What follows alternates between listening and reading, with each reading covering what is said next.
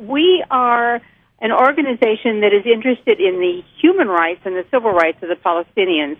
We are not a humanitarian organization. We are a human rights organization. So our main purpose of going to Gaza is to break Israel's horrific siege on 1.5 million Palestinians.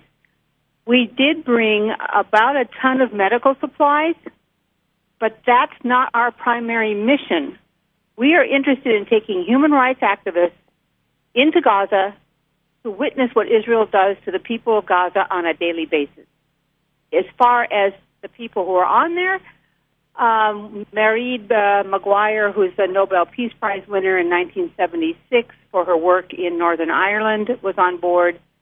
Dr. Mustafa Barghouti, who's a member of the National Palestinian Legislature, was on board.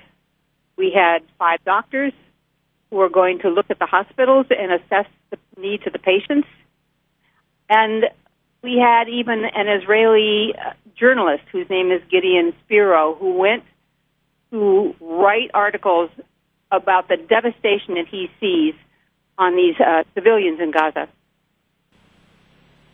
Okay, what is the current status of the city, and how does the conditions inside look like for all the people?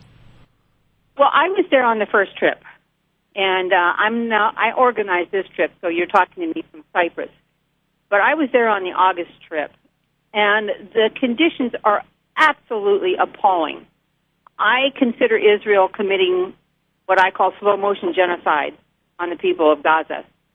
And they are doing it just under the radar so that nobody pays much attention to the fact that they are starving little by little. They have no medical supplies. We went to a hospital one day, and they didn't even have enough blood bags or syringes. The people were dying who needed dialysis treatment because obviously there are no dialysis machines. I talked to a couple of people yesterday who went on this particular trip, and Gaza has been having a downpour of rain, so their electricity is out. That means that their food spoils, the hospitals have a hard time working on generators. So you look at the number of people who have died in Gaza, it is far beyond the numbers that are actually